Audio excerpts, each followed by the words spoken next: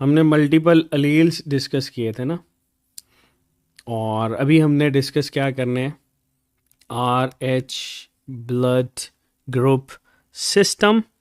और array array का मतलब होता है बेटे अरेंजमेंट, अरेंजमेंट, तरतीब लगा देना, ठीक है। R H blood group system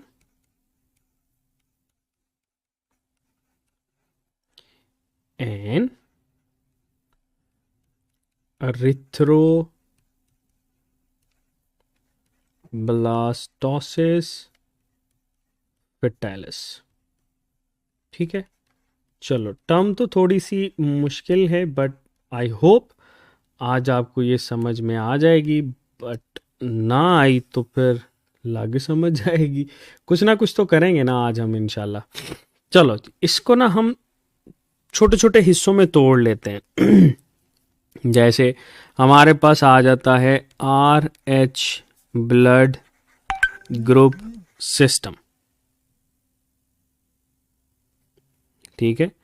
R H blood group system. चलो, हमारे पास बेटे याद रखना कि ये जो R H blood group system है ना, इसकी इम्पोर्टेंस क्या है। देखो, कभी भी आपने सुना होगा कि भाई ब्लड ग्रुप क्या है, तो आपको हर कोई ये बताता है कि बी पॉजिटिव है, बी नेगेटिव है, ए पॉजिटिव है, ए बी नेगेटिव है, ए बी पॉजिटिव है। तो ये जो R H blood group system होता है ना बेटे, ये R H blood group system जो होता है, इसी के अकॉर्डिंग ही हम लोग जो है वो साइन देते हैं, साइन टू ब्लड ग्रुप। अच्छा, अब इसमें साइन कौन कौन सा दे रहे होते हैं भाई, इसमें हम साइन देते हैं पॉजिटिव का या नेगेटिव का। तो हम ये कहते हैं कि बी पॉजिटिव या बी नेगेटिव, जैसे ए पॉजिटिव या ए नेगेटिव, ठीक है। तो इसकी बेस के ऊपर हम लोग इसको मेंशन करते हैं, और हम ये कहते हैं कि आपके पास सपोज ये अगर आरबीसी है, ठीक है, इसको हम प्रॉपर तरीके से राउंड कर लेते हैं। Suppose if we have an RBC like this, तो इस आरबीसी की सरफेस के ऊपर जो है वो आपको, सपोज मैं ये कहता हूँ कि इस पे ए एंटीजन जो है वो अटैच है, ठीक है। यहाँ पर भी ए एंटीजन अटैच है, यहाँ पर भी ए एंटीजन अटैच है। तो इसका ब्लड ग्रुप हम यही कहते हैं कि भाई इसका ब्लड ग्रुप जो है वो हमारे पास होता है ए।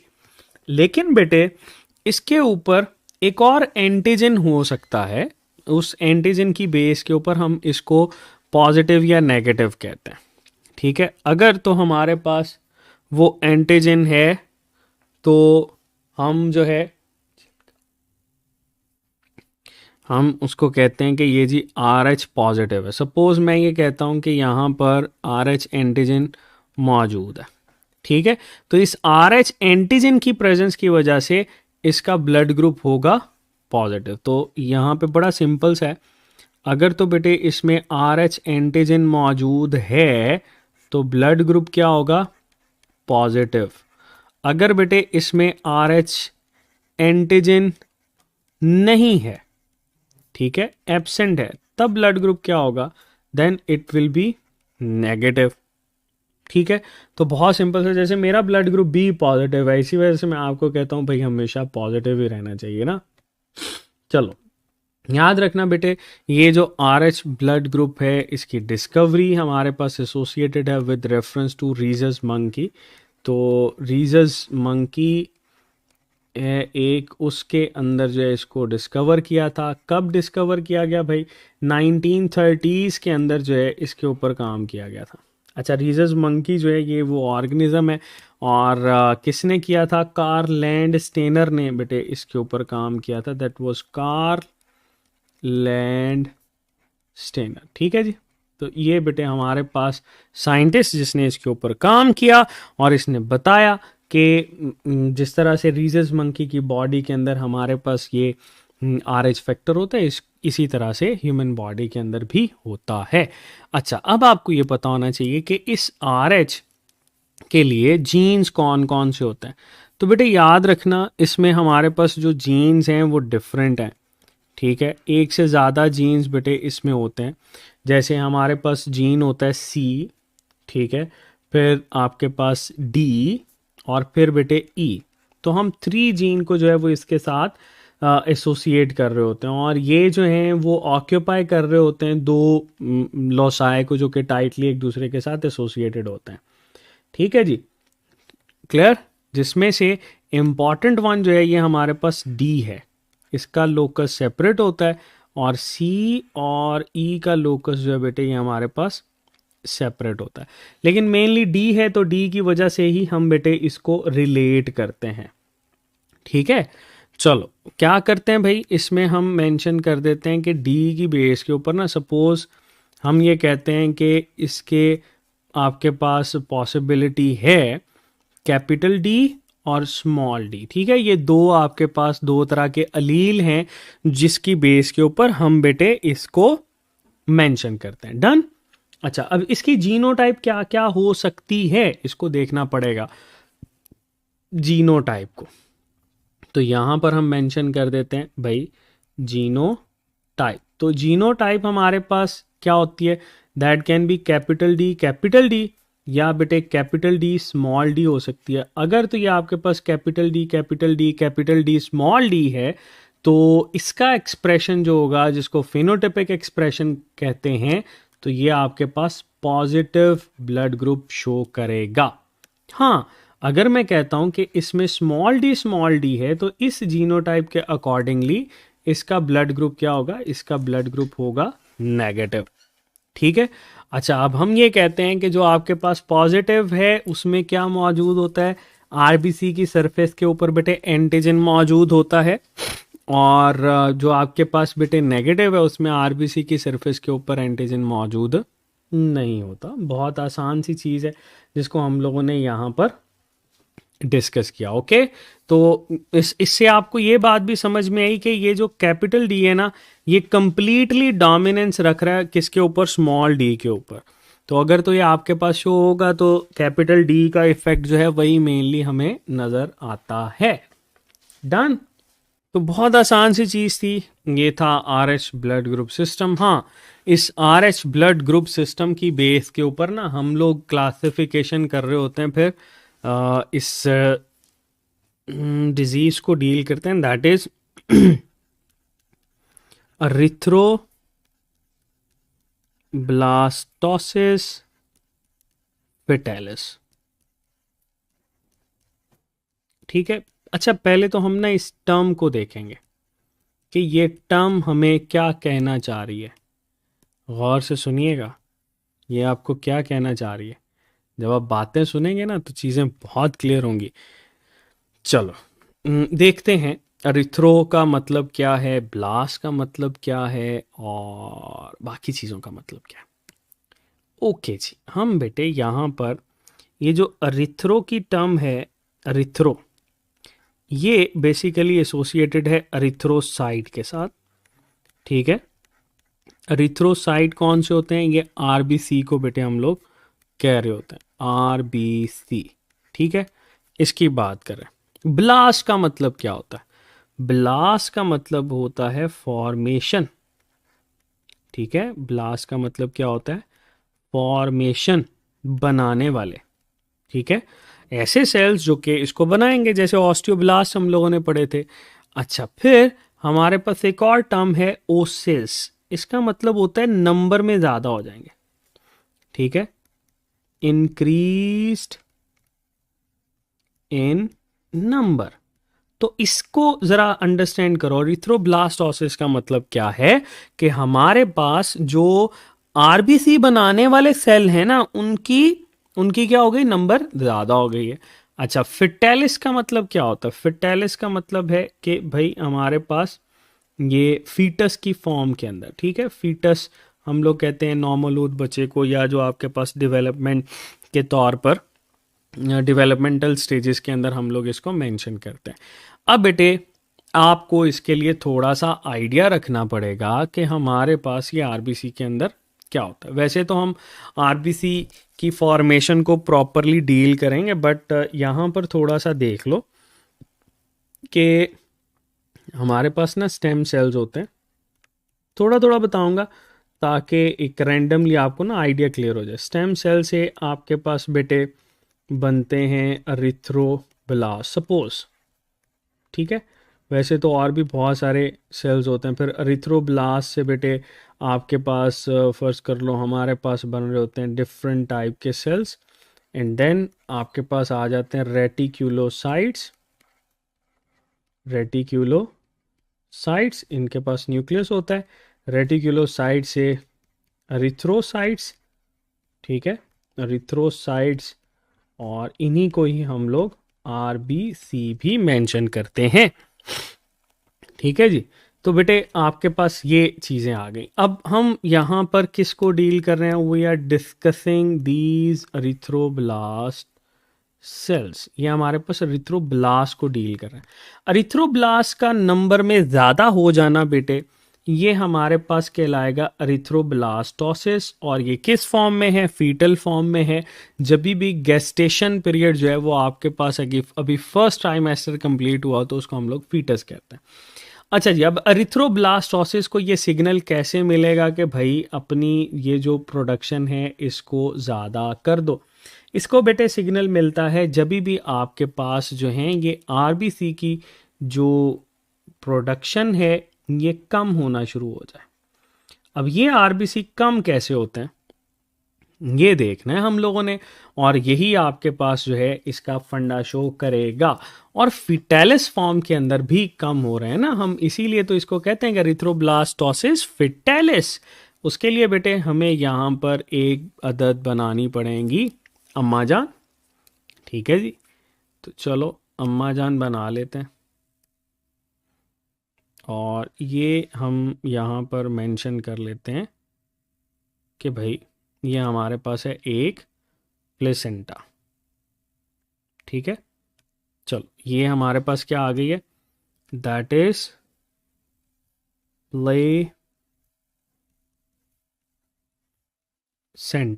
ठीक है। प्लेसेंटा कनेक्शन होता है हमारे पास। अच्छा एक साइड पे हम बना लेते हैं भाई, यहाँ पर आपके पास है फीटस की बॉडी, ठीक है, और एक साइड पे हम बना लेते हैं मेटरनल बॉडी, ठीक है। हम लोगों ने पढ़ा था कि इन दोनों के दरमियान जो है वो कनेक्शन होता है। तो मेटरनल बॉडी और बेटे हम लोगों ने डिस्कस कर ली ये फीटल की बॉडी, ठीक है। तो इसी को ही लेकर हम चलेंगे। अच्छा नेक्स्ट हम लोग ये फीटस को भी ज़रा देख लेते हैं। ये फीटस आ गया। चलो आई होप ये चीज़ें आपके पास क्लियर हो गई हैं। चलो याद रखना, अगर हमारे पास एक कपल है, उसमें ये कहता है कि जी, थोड़ा सा पहले यहाँ पर देख लो, एक कपल है उसको कहते हैं जी जो मेल है या हस्बैंड है उसका ब्लड ग्रुप है कैपिटल डी, और जो फीमेल है इसका ब्लड ग्रुप है स्मॉल डी। तो आपसे ये सवाल पूछा जाता है, बताओ भाई इसके जो बच्चे हैं इनका ब्लड ग्रुप क्या होगा, क्या इनका ब्लड ग्रुप RH पॉजिटिव होगा या RH नेगेटिव होगा। तो बेटे बहुत सिंपल सा है, हम यहाँ पर कहते हैं इसमें एक ही तरह के गैमीट्स बनेंगे, इसमें भी एक ही तरह के बनेंगे। So they will react capital D small D, 100% population हमारे पास RH पॉजिटिव होगी, ठीक है। चलो अब अगर हम ये कहते हैं कि हमारे पास जो मेल है ये भाई है small D capital D small D, ठीक है, और जो फीमेल है ये हमारे पास है स्मॉल डी। अब ज़रा कॉम्बिनेशन बताओ। तो इसमें बेटे दो तरह के गैमीट बनेंगे ना, कैपिटल डी स्मॉल डी, इसमें एक ही तरह के बनेंगे दोनों ही, ठीक है। तो ये जब आपके पास रिएक्ट करेगा कैपिटल डी स्मॉल डी, और जब ये रिएक्ट करेगा स्मॉल डी, यानी 50% इसकी पॉपुलेशन RH पॉजिटिव, अब 50% क्या होगी RH नेगेटिव होगी, ठीक है। तो 1:1 आपके पास चांसेस होते हैं। अच्छा तो पिताजी का रोल क्या है, पिताजी का रोल तो सिंपल यही है ना कि उन्होंने एक जो है वो आपके पास अलील देना है, इसीलिए तो आप डिप्लॉयड हो गए, ठीक है। सो ये हमारे पास चीज़ें मेंशन करती हैं। मुझे ये बताओ, एक छोटी सी कहानी सुनते हैं फिर उसके बाद आगे चलते हैं। जब तो होता है ना फर्स्ट बेबी, आपने अपनी सराउंडिंग के अंदर कुछ ऐसे कपल्स देखे होंगे कि जिन पे भाई पहला बेबी जो है वो दुनिया में आता है एंड दैट इज़ नॉर्मल, ठीक है। और सेकंड बेबी जब आने वाला होता है तो उसमें प्रॉब्लम्स होना शुरू हो जाती है, ठीक है। बेबी जो है वो आपके पास डेथ हो जाती है, मिस कैरेज होना शुरू हो जाता है, ठीक है। अच्छा, फिर अगर नेक्स्ट फिर कभी प्रेगनेंसी कंसीव करेंगे तो उसमें भी ऐसा ही होता है, उससे आगे कंसीव करेंगे तो उसमें भी ऐसा ही होता है। अक्सर आपको पाकिस्तान की पेरिफ्री के अंदर इस तरह की कुछ चीज़ें जो हैं वो नज़र आती हैं। खैर, और ऐसी ऐसी कंडीशन में सास फिर कहती है मेरी नूंह तो किसी ने टूना कीता है, या ये जो है वो किसी ऐसी जगह से जो है वो गुजरी है जहाँ पे कोई आसेब था या इस तरह की चीज़ें थी। क्या आपने ये कभी कुछ सुना है? बिल्कुल सुना होगा सराउंडिंग में, या कहा होगा कि जी ये जो है ऐसी खातून जो है she can never be a mother, वो माँ नहीं बन सकती, अब ये हो गया वो हो गया, या किसी ने इसके ऊपर टुना कर दिया है। खैर, ऑल दैट ये चीज़ें होती हैं ना आपकी सराउंडिंग में, आपकी सोसाइटी का हिस्सा है, तो इस वजह से मैं डिस्कस कर रहा हूँ। अच्छा चलो, ये बहुत सारी हमारी सोसाइटी की कुछ जो है ना वो अजीब व गरीब सी चीज़ें हैं जिसको हम लोग ऑब्ज़र्व करते हैं, और इसमें अनफॉर्चुनेटली जो खातून होती है उसी के ऊपर जो है वो ऑब्जेक्शन लग रहा होता है। खैर, ऐसा कुछ नहीं है। अगर आप किसी अच्छे से हॉस्पिटल में जाएं और वहाँ पे जाके ऑलरेडी आपने चेकअप करवाया हो तो आपके पास बेटे ये चीज़ें पता चल जाएंगी कि ब्लड ग्रुप जो है उसकी वजह से भी मसले मसाइल होते हैं।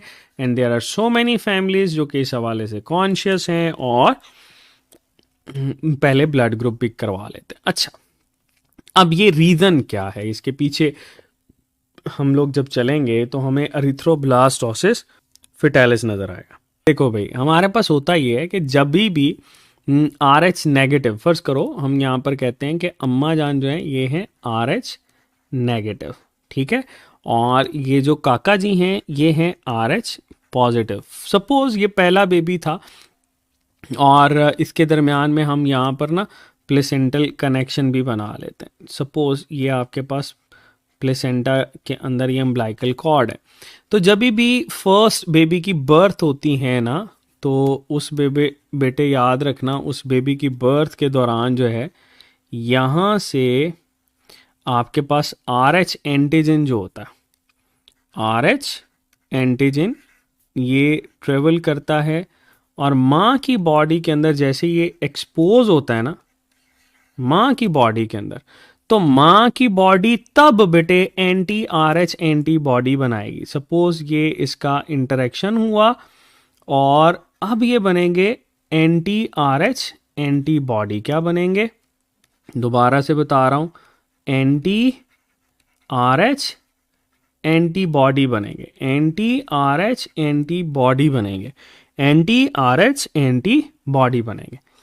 अब इससे बेटे एक बात आप लोगों ने सीखी, क्या क्या सीखा आपने? आपने ये सीखा कि आर एच नेगेटिव जो है वो तब तक आर एच एंटीबॉडी नहीं बना सकता जब तक भाई वो एक्सपोज ना हो, ठीक है। आर एच के साथ एक्सपोज नहीं है। सपोज ये एक मदर जो है वो किसी गांव में है और उनके इर्द गिर्द कोई ऐसी मेडिकल फैसिलिटी नहीं है, और वहीं पे जो है वो घर में आके किसी आया ने या दाई ने जो है वो ये बर्थ का प्रोसेस किया, उसमें जब अम्बिलिकल कॉर्ड काटेंगे तो बच्चे का ब्लड माँ के ब्लड के साथ एक्सपोज होता है, तो उस ब्लड की वजह से एक्सपोजर में हम ये कहते हैं कि इन केस अगर बच्चा जो है वो आर एच पॉजिटिव है और अम्मा जो है वो आर एच नेगेटिव है, तो इस एक्सपोजर की वजह से एंटी आर एच एंटीबॉडी बनेगी। बन गई? चलो अच्छा, अब जब ये सेकंड बेबी कंसीव करने लगेंगे तो सेकंड बेबी के अंदर क्या होगा? आर एच एंटीबॉडी भाई ऑलरेडी यहां पर मौजूद है, ठीक है। इसमें हम लोगों ने पढ़ा था कि ये जो हमारे पास अम्बिलाइकल कॉर्ड होता है ना, umbilical cord, umbilical cord does not allow cells to cross, लेकिन बेटे इसमें से प्रोटीन गुजर जाती हैं, ठीक है। ये याद रखना, that does not allow cells to cross, cells को अलाउ नहीं करता कि ये इसमें से गुजरे, but it does allow proteins to cross. तो ये प्रोटीन्स को बेटे अलाउ जरूर करता है कि वो इसमें से गुजरे। तो पहले बेबी की दफा हमारे पास RH एंटीबॉडी बनी नहीं थी, तो इस वजह से एक्सपोज ही नहीं हुआ, नॉर्मल रहेगा। लेकिन जैसे ही पहले बेबी की बर्थ हुई, अम्मा के ब्लड का एक्सपोजर हुआ RH पॉजिटिव ब्लड के साथ, काका जी के, उसकी वजह से RH एंटीबॉडी बन गई। अब बेटे जब दूसरा बेबी कंसीव करेंगे, अब तो ये RH एंटीबॉडी क्रॉस कर सकती है ना। अब ये हमारे पास RH एंटीबॉडी क्रॉस करेगी और बच्चे की बॉडी के अंदर आएगी। अब क्या होता है देखो जरा, अब मैं ये कहूं कि सपोज हमारे पास ये बच्चे का RBC, यहां पर हम लोगों ने बना लिया RBC, और इसकी सरफेस पे RH एंटीजन मौजूद है। सपोज RH एंटीजन मौजूद है, RH एंटीबॉडी क्या करेगी, आके भाई इसके साथ रिएक्शन करेगी। जैसे ही रिएक्शन करेगी तो क्या होगा, एग्लूटिनेशन। क्या होगी बेटे, एग्लूटिनेशन। इस एग्लूटिनेशन की वजह से गुच्छे बनेंगे, और यहां से हम फिर मेंशन करते हैं हीमोलिसिस होना शुरू हो जाती है। हीमोलिसिस का मतलब यह है कि ब्लड जो है वो ब्रेक डाउन, फटना, RBC फटना शुरू हो जाते हैं। ठीक है, यानी हम ये कह सकते हैं कि RBC की कंसंट्रेशन कम होगी। अब वापस यहां पर आ जाओ, जब RBC की बेटे कंसंट्रेशन कम होगी तो इसका क्या मतलब है, बॉडी को सिग्नल मिलेगा कि भाई RBC कम है। तो बॉडी क्या करेगी, बॉडी बेटे इस स्टिमुलस को रिसीव करते हुए that is going to give negative feedback to erythroblast कि ये क्या करे, ये अपने सेल्स को बढ़ाए। जितने एरिथ्रोब्लास्ट बनेंगे उतने वो चांसेस होंगे कि RBC जो हैं वो आपके पास भाई बढ़ना शुरू हो जाएं। ठीक है, चलो, लेकिन क्या होता है कि आपके पास एरिथ्रोब्लास्ट इतने ज्यादा बनना शुरू हो जाते हैं कि यहां पर बेटे इमेच्योर एरिथ्रोब्लास्ट बनेंगे। इमेच्योर एरिथ्रोब्लास्ट जो हैं ये बनना शुरू हो जाएंगे, और जैसे ही ये इमेच्योर एरिथ्रोब्लास्ट बनना शुरू हो जाएंगे बेटा, इसी कंडीशन को तो हम ये कहते हैं कि एरिथ्रोब्लास्टोसिस हो गई। और ये किस फॉर्म में हुई है बेटे, बच्चे की बॉडी के, फीटल की बॉडी के अंदर हुई है, इसीलिए हम इसको बोलते हैं erythroblastosis fetalis. That is referred to as erythroblastosis fetalis. चलो, अब जरा चीजों को आसान करते हैं। चलो जी, क्या हुआ, अम्मा की बॉडी है RH नेगेटिव, बेटे की बॉडी है RH पॉजिटिव। पहला baby normal birth, normal phenomena, normal growth, okay. लेकिन जैसे ही बर्थ हुई, अम्बिलाइकल कोड काटते हैं ना, तो उसमें बच्चे का ब्लड जो है वो मां के ब्लड के साथ एक्सपोज हो गया। बच्चे का ब्लड था RH पॉजिटिव, मां का ब्लड था RH नेगेटिव। इस एक्सपोजर की वजह से क्या हुआ, मां की बॉडी ने भाई उसके अगेंस्ट जो है वो RH एंटीबॉडी बनाना शुरू कर दिए। बन गए, बन गए। अब क्या होता है बेटे, इसमें हमारे पास जब सेकंड कंसीव करता है प्रेगनेंसी को, तो उसमें इस अम्बिलाइकल कोड से RH एंटीबॉडी क्रॉस करेंगे, क्रॉस करके बच्चे की बॉडी में जाएंगे। तो जहां जहां उसका ब्लड है बेटे, वहां वहां एग्लूटिनेशन यानी गुच्छे बनना शुरू हो जाएंगे। इसको हम बोलते हैं एंटीजन और एंटीबॉडी आपस में रिएक्शन करते हैं, उसको फिर हीमोलिसिस होती है, हीमोलिसिस से RBC कम होते हैं। इसकी वजह से हम ये कहते हैं कि बच्चे को एनीमिया होगा। और अल्टीमेटली बेटे जब इमेच्योर एरिथ्रोब्लास्ट बन रहे होंगे तो इसको हम एरिथ्रोब्लास्टोसिस कहेंगे। बच्चा किस फॉर्म में है, फीटल फॉर्म में, तो इस तरह से हम इसको एरिथ्रोब्लास्टोसिस फिटेलिस कहेंगे। अच्छा, अब बेटे इसमें रिजल्ट क्या आता है, इसको सुनो जरा। इसका रिजल्ट ये आता है कि जो फीटल बॉडी है ना, फीटल बॉडी, इसमें आपको अनीमिया नजर आएगा, अनीमिया होगा। ठीक है, आपके पास बेटे जो लीवर है उस पे मसला होना शुरू हो जाएगा, स्प्लीन जो है उस पे मसला होना शुरू हो जाएगा। अल्टीमेटली क्या होगा, बच्चे की बॉडी बहुत ज़्यादा लीन होगी। या इसके साथ हम ये भी मेंशन करते हैं कि ये चीज़ें जो हैं वो फिर फर्दर क्या करवाएंगी, स्टिल बर्थ। ठीक है, बच्चा जो है वो मरा हुआ पैदा होता है या मिस कैरेजेस होना शुरू हो जाते हैं, मिस कैरेजेस। ठीक है जी, तो बहुत आसान सी चीज़ है। बिल्कुल बेटे, जब भी आपके पास लीवर पे एक्शन होगा तो जॉन्डिस तो लाजमी है ना उसका। डन। तो ये बड़ी सिंपल सी बात है। अच्छा, अब इसका इलाज क्या है, इसका ट्रीटमेंट क्या है। मॉडर्न एरा के अंदर हम क्या कर रहे होते हैं भाई, कि जो जैसे ही बच्चे की फर्ज करो हमें पता चलता है कि बच्चे का ब्लड ग्रुप नेगेटिव है और जो माँ का ब्लड ग्रुप है, सॉरी माँ का ब्लड ग्रुप नेगेटिव है, बच्चे का ब्लड ग्रुप पॉजिटिव है, तो फिर इसमें क्या करते हैं, माँ की बॉडी के अंदर ना ऑलरेडी प्रिपेयर्ड जो एंटीबॉडीज होती हैं वो एंटर कर देते हैं। वो हमारे पास पैसिव इम्यूनिटी आती है, पैसिव इम्यूनिटी। और उस पैसिव इम्यूनिटी की वजह से बच्चा जो है वो नेक्स्ट बच्चा वो भी आपके पास नॉर्मल होगा। क्यों, पैसिव इम्यूनिटी के अंदर हम लोगों ने पढ़ा था कि जो एंटीबॉडीज़ होते हैं वो हम बाहर से एंटर करते हैं, अपनी बॉडी ने एंटीबॉडीज़ नहीं बनाए तो बेटे इस वजह से वो शॉर्ट टर्म होते हैं, ख़त्म हो जाएंगे। हाँ, उसमें फिर ऐसे है कि दोबारा जब बर्थ होगी तो उसमें 24 से 48 घंटे के दौरान दोबारा हमें जो है वो इंजेक्शन लगाना पड़ेगा, दोबारा जो है वो बच्चा बेटे इसको कर रहा होगा कैरी। ठीक है, चलो बहुत आसान सा था ये। अरिथ्रोब्लास्टोसिस फेटालिस